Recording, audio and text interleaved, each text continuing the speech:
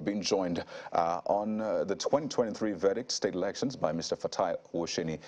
Is been on the field and is still on the field. He was Commissioner of Police in Lagos State. Good morning, Mr. Owosheni. Thank you for joining us on our election coverage program. Good morning.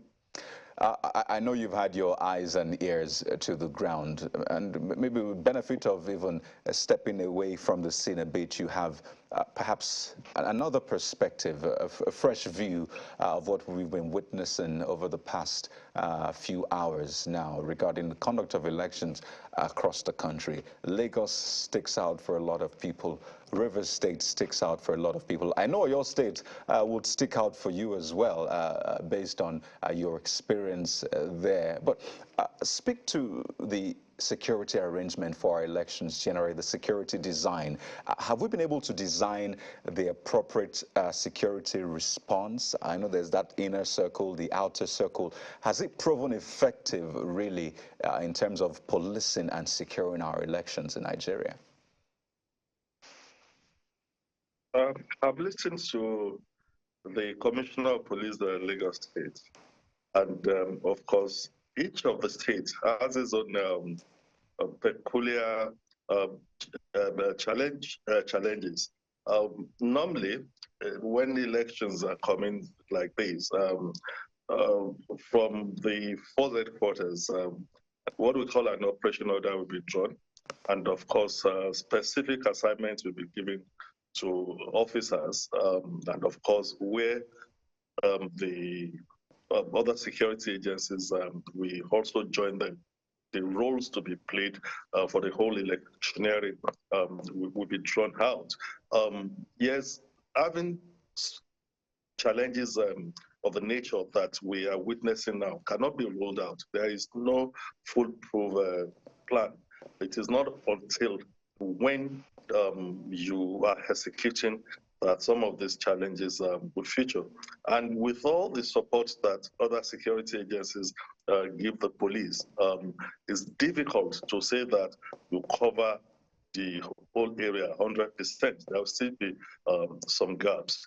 From what we've seen, and I can talk of even your state where I am now, yes, these challenges have come up. The security agencies, especially the police, always have this contingent, some measures put in place to say, okay, let's put people on standby and everything. So the timing of response to those challenges really matter in situation like this. And so far, so good. From what the Commissioner of Police in Lagos State has said, I would not want to fault anything they've done now. There has been quick response.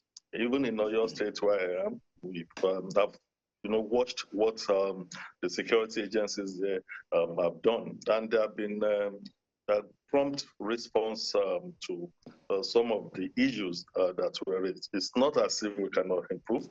The security people can always improve, but majorly, people too must learn how to exercise their franchise without carrying cordials, cutlasses, or weapon to go and vote. It's both ways. As you talk about gaps in security, we must also talk about the way our democracy is carried out here.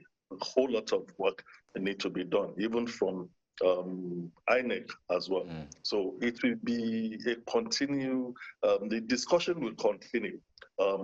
Hopefully, people will learn lessons, and when you do lessons learned, you'll be able to see where you can fix some of these challenges. But for security-wise, there have been a bit of improvement, but you cannot improve in one sector without also improving in other sectors.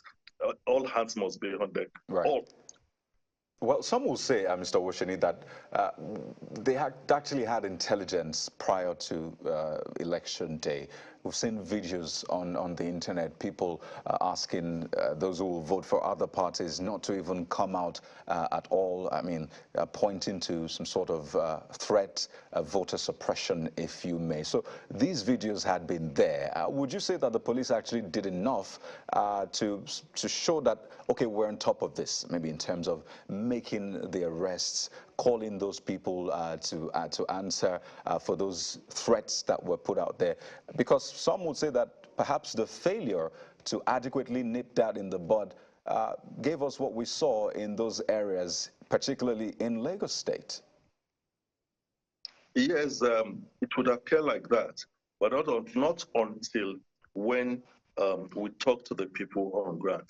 Some of those threats, I also read them online. I would expect that proud to today that individuals that made some inciting statements would have been invited by the police in conjunction with probably DSS. And it's because of some of this intelligence that all these peace agreements are signed to call candidates, to call party leadership to say that if you do something untoward, there may be vicarious liability.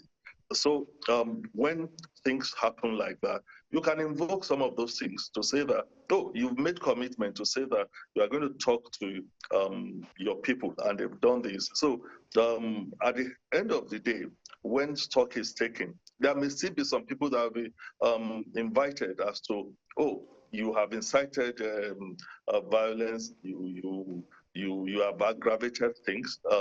Not until when the whole exercise is completed that we know whether there are people that can easily be prosecuted, that can be found culpable. But like I said, I know that we can still do better in the way we do things. People will handle things differently. In your state, like I said, we have our challenges, and some areas where we've gotten intelligence reports. I'm aware that the security people also made some plans to say that, okay, we envisage from intelligence report that something may go wrong here. Maybe you do a pin down point there in order to deprive those people that are making inciting statements, to deprive them of the space to actually disrupt the voting. But not until when stock is taken and people do lessons learned. I know that this may not be the end of the whole thing. So let's see what comes out when they are doing an after-action review of the exercise.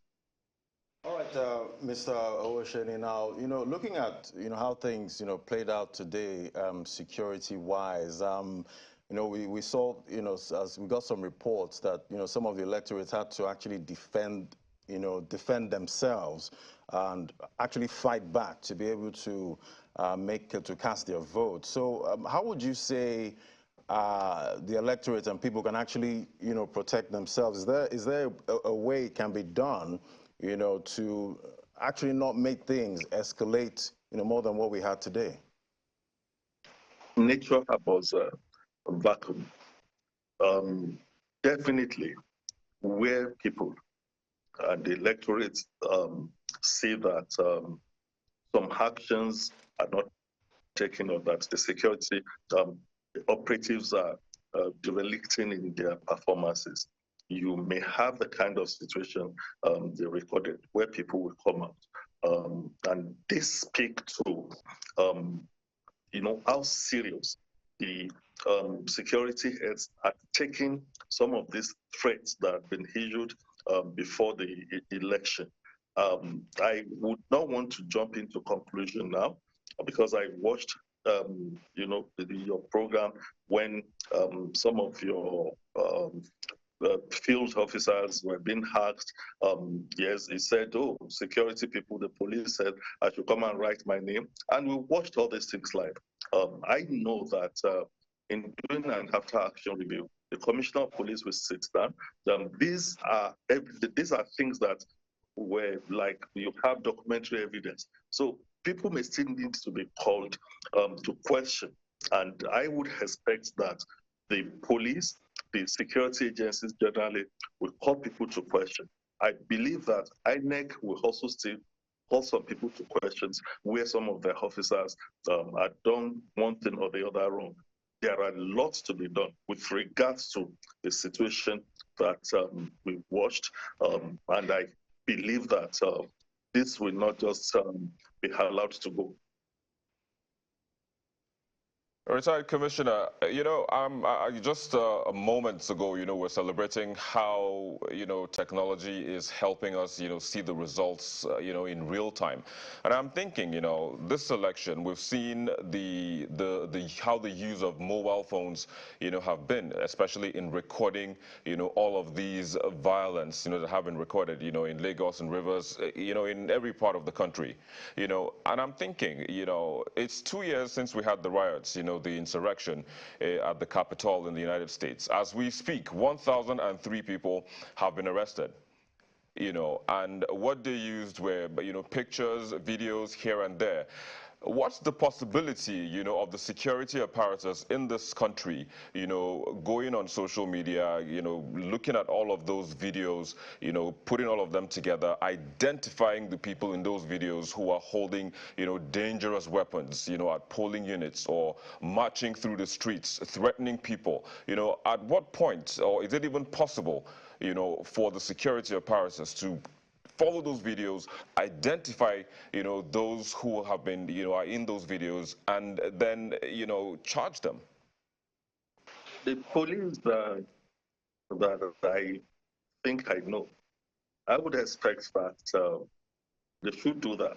It is very, very easy to do this kind of a thing. It's simple. There is nothing that is, big deal in it, because these are things that everyone has seen.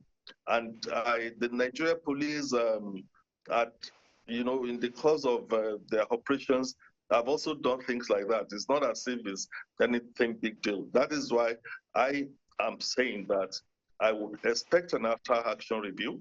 Some of those things should be played back. Faces are shown, and they should actually get some people to be interrogated with the roles they've played in some of the issues that are taking place. I don't think that is beyond the Nigeria police. I don't think that is beyond our security operatives. Police also work in conjunction.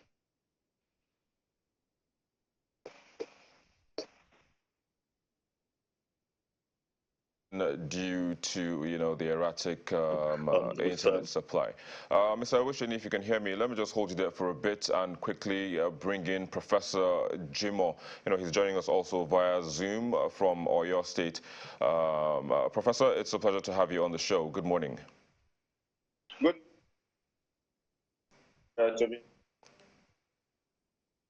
Professor, if you can hear me, good morning. Welcome to the show.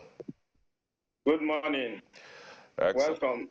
Indeed, okay. Indeed. Thanks for joining us again, and thanks for your time. So, I mean, Okay. we've pretty much been talking about what has been going on in the country. I mean, the violence we've seen, and what now comes to mind is that before the elections, all of the politicians, the candidates, their parties, they all came together, rallied round, met with the peace committee, they signed this peace pact, but here we are.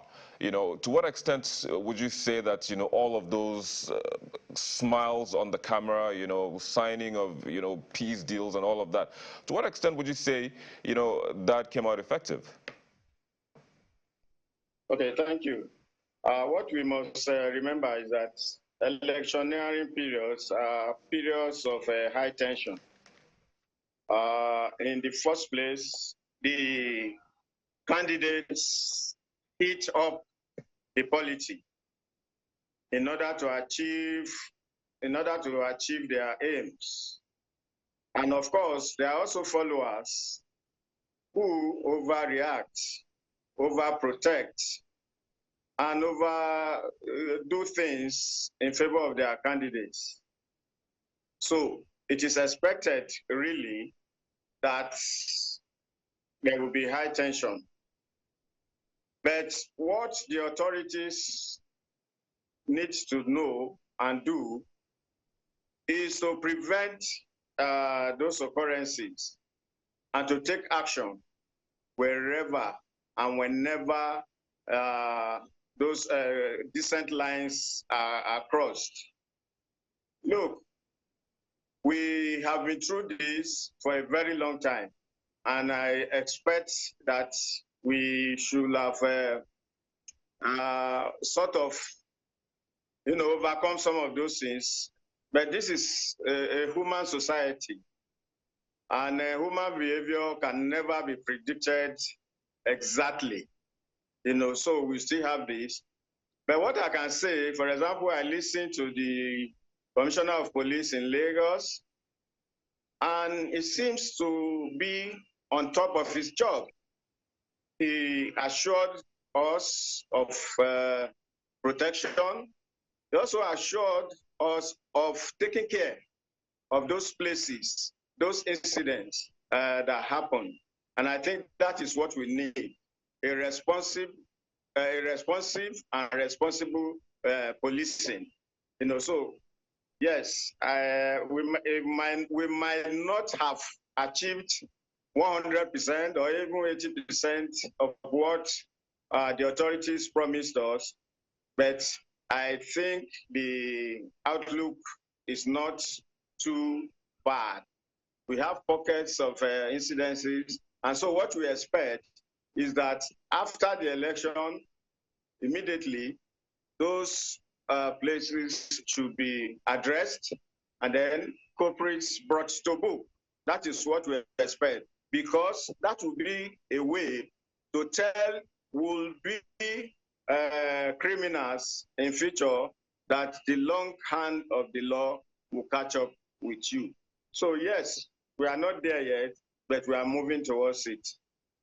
So talking about, moving towards, peaceful elections and, the contenders actually, being peaceful, even though, they say they want peace, they don't go the other way behind, when no one is looking, and actually, motivate some of these guys and actually go out there and cause, issues. But what do you think is the best way, to go about it so that these commitments, these peace commitments that they actually make, we can actually follow up and know that, at the end of the day, they actually stuck to it. They say they want peace. They want their supporters to do right. How do we make sure that they actually do that? That's talking about the contenders now. Yes, I think the politicians need to do more in enlightening their followers, in making them to see that it is not in the best interest of anybody when violence is spread all over the nation. It is in the enlightened self-interest of everybody to ensure peace. Even the politicians themselves, if there's no country to rule, if there's chaos, if there's violence all over the places, they have no country to rule. So it is in the enlightened self-interest of everybody to ensure peace, and most especially the politicians, which was why the peace accord was signed, which was why non-governmental agencies made sure they mobilized and got them to sign the peace accord. It is not just a ritual. It is something that is expected to percolate to the grassroots, so that their followers, the electorate, will buy into it. But, to even talk about politicians, sometimes they do not have total control of their followers. We must recognize this. There are people who, by their lifestyles, by their orientations to life, by the way they handle these things, you can no longer control them. But more importantly, politicians should show by action, by words, by deeds, that they are peaceful people, and they should not encourage their followers to do a do-or-die kind of followership. In this country, we have had a former head of state, a former president, who said his ambition was not worth the blood of any Nigerian. You know, I think that's the kind of policies, that's the kind of statements. Documentation of those cases. It shouldn't just be that, oh, yes, they've seen it on the TV.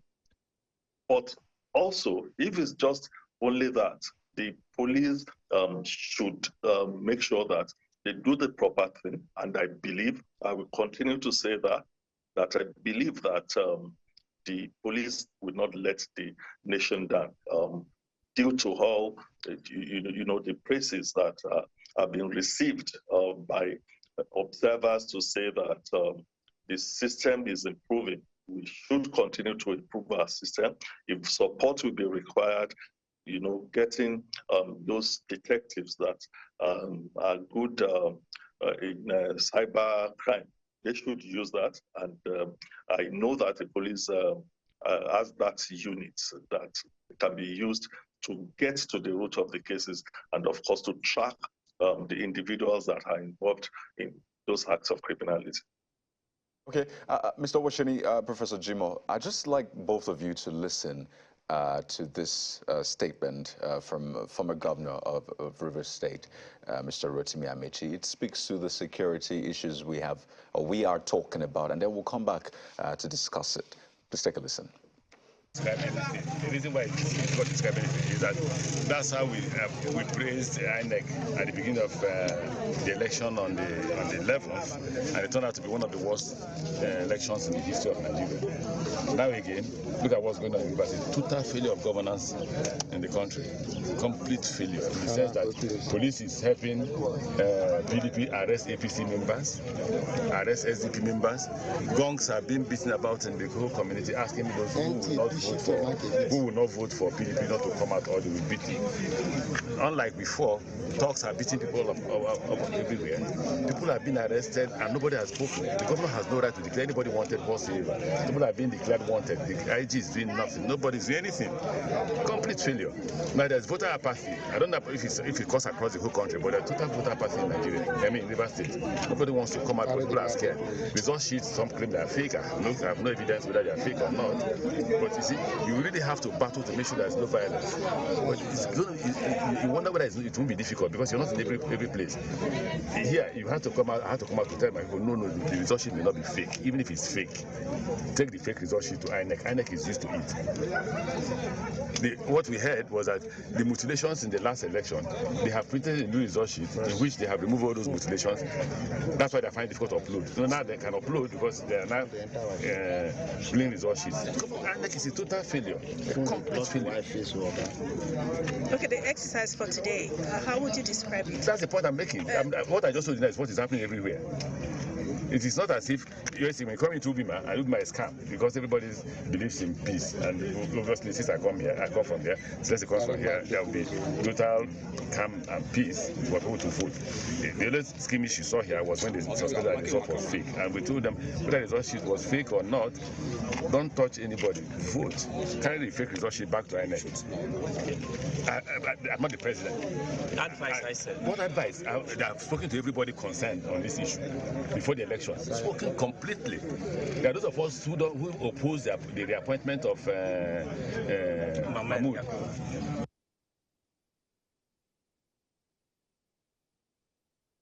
So that's one side of a story. I'd like you to listen to the governor of Rivers State as well, his perspective on the conduct and others, and then we'll have this conversation. Please take a listen.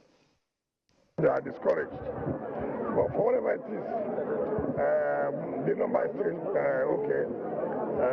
You can't force people to go and vote, and I'm happy with the peaceful nature of the way the election is going. It means that the security agencies are doing what they're supposed to do.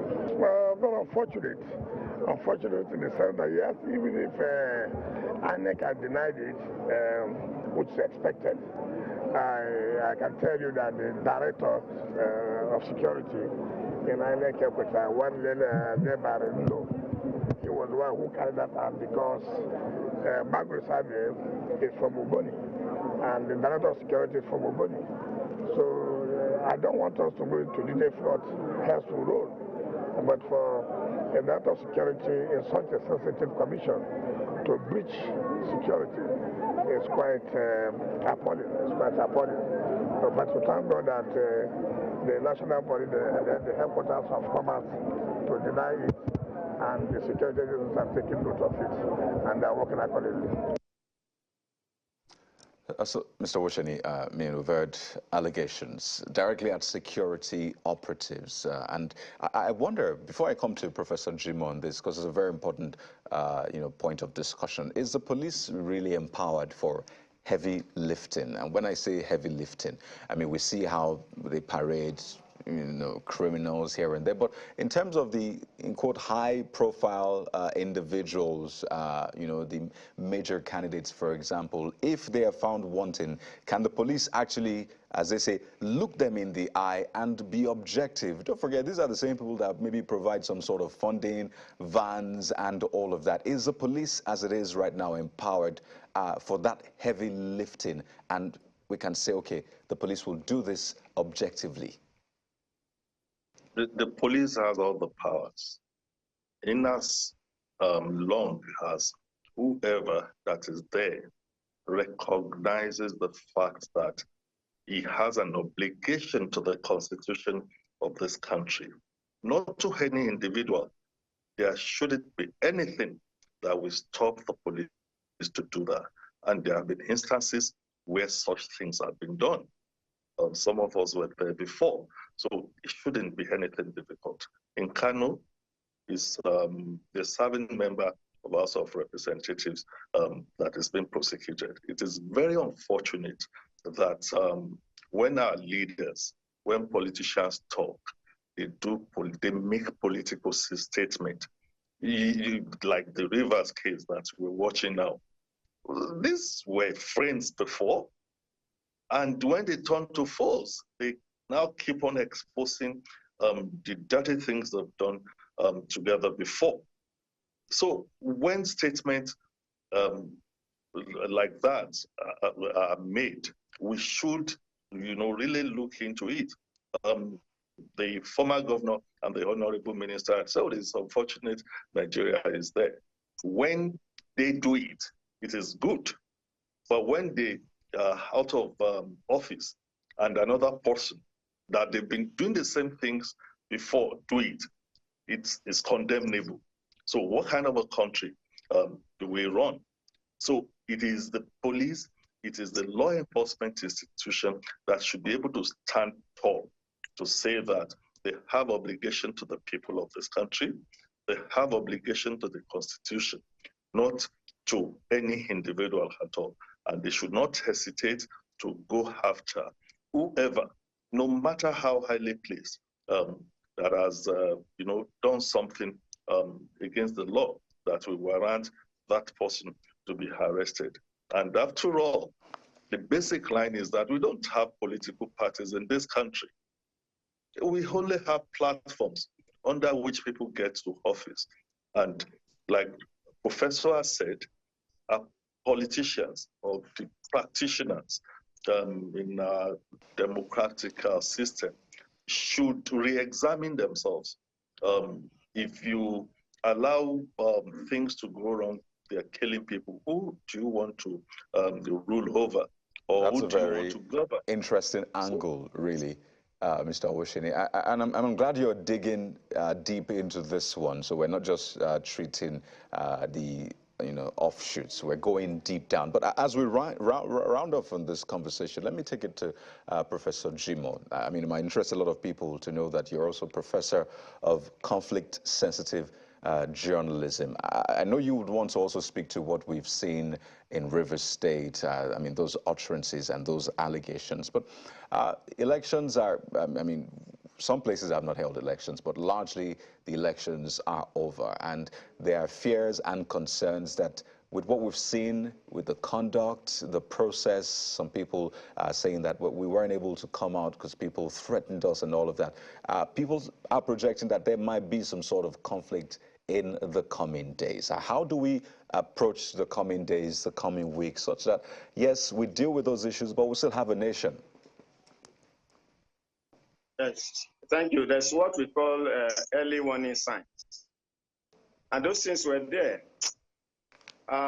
It is now the duty of the authorities to arrest the situation. The question of impunity, it's what fuels conflict. Most of the time in Nigeria, people do things and get away with it. And that is not good. And that is what fuels this cyclical kind of conflicts that we have that degenerates into crisis and violence. Look, if other electoral offenders, whether high or low, have been brought to book in times past, then those who want to go into that kind of enterprise will be cautioned and they would think twice. Conflict exists in every society. In fact, it exists within families. Even there's what we call intrapersonal conflict. Even within yourself, you debate things and you either go right or left, and then one voice will tell you, no, left is better than right. So it will always exist. But what is important is the mechanism for dealing with those conflicts. Now, if we look at the media, especially the social media things that we have now, where misinformation, disinformation, malinformation, and all other negative information possibilities are spewed and spread. It's contributing to all of these things that we have. In the old media setting, the legacy media, the ones that we used to have, there's the concept of gatekeeping, where information will not just flow to society without it getting through some editing and some oversight functions which editors perform. But these days, anybody that has a smartphone is a journalist. He will record and post. And then, because of ICTs, it is easy for it to spread. And somebody has said, if there will be a third world war, it will be caused by fake news and hate speech. So we also need to take care of that angle. But the authorities have a lot to do. We have invested them with power to be able to handle some of these things. So they must be seen to be doing it. And one important thing is not to expect impunity, to allow impunity to reign. Yes, there are allegations. Right. Politicians, they have to pay. Look at the two people you featured now. They were friends, they were brothers, they were allies. And now, they tell us different narratives of this whole thing. And I think we need a third voice, CSOs. We need some other non-political voices to actually tell us what exactly is going on beyond those allegations. And I think that's quite instructive, Prof. Really. Yeah. And I think that's a great place to leave it and do hope that some of those recommendations are taken up and ensure that the coming days, the coming weeks and months are peaceful generally. But would like to thank you so much for your very interesting contribution to this conversation. Professor Jimoh of the Department of Journalism and Media Studies, Lagos State University, is also a professor of conflict-sensitive journalism. Thank you so much. Joins us from your state, as well as Commissioner Fatai Owoseni, former CP here in Lagos State, joining us from Ibadan, your state capital as well. Gentlemen, thank you so much for your time on our election coverage Thank you this very morning. much for having me.